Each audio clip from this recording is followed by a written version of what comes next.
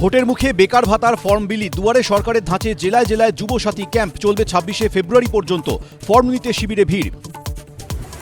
বেকার ভাতা চালুর প্রথম দিনেই উত্তেজনা, চাঁচলে ক্যাম্পে আবেদনকারীদের মধ্যে হুড়োহুড়ি, চোপড়ায় পুলিশের সঙ্গে বচসা যুবকের। শিবরাত্রি ঘিরেও শাসক বিরোধী বাকযুদ্ধ, জল্পেশ তারকেশ্বর সহ মন্দিরের উন্নয়নের খতিয়ান দিয়ে পোস্ট মুখ্যমন্ত্রীর। ভোটের সময় হিন্দু প্রমাণের চেষ্টা, কটাক্ষ বিজেপির।